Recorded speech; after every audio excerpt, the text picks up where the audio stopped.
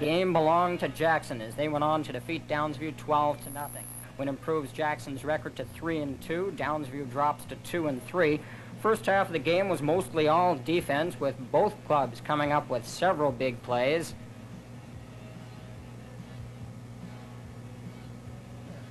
Even if it means a couple of dirty hits like that one.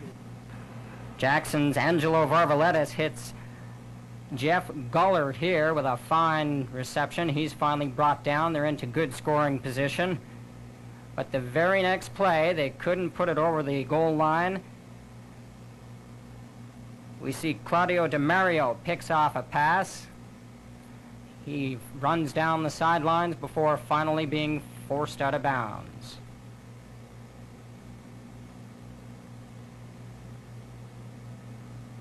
Jackson comes back. 1 minute left in the first half. Anthony Oxley, or the Ox as his teammates call him, charges down to the 4-yard line. They're in excellent scoring position. Downsview getting a bit worried here, and they should be. That sets up a TD strike. You're about to see it. Jeff Gullard goes over to the right side, and he pulls in that pass, and it's 6-0 Jackson. The convert was no good. Kickoff following the touchdown. Watch this. You're going to see a fine return by Jeff Arundel. Kickoff there, comes down. Arundel has it. Almost looks like he's going to go all the way. Finally brought down. But once again, the Downsview offense couldn't do anything with it, and Jackson starts out again.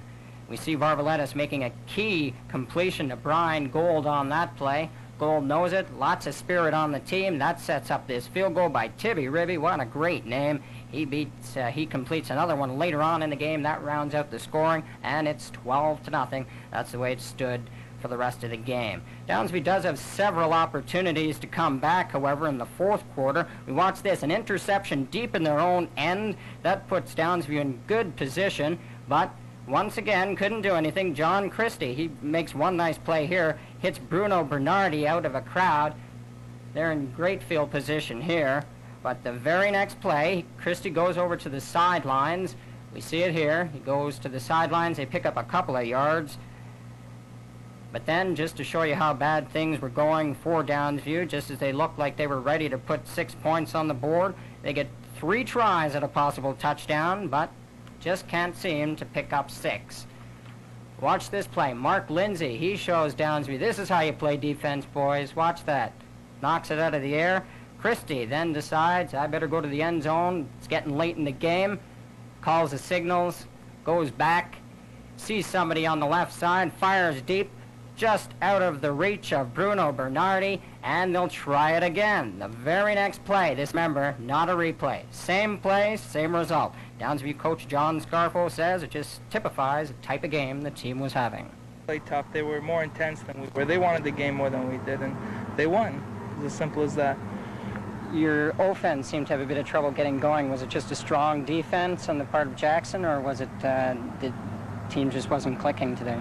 Well, to tell you the truth, I think it was a bit of both. Jackson was fired up. They did play a good defensive game, and on top of that, we weren't clicking.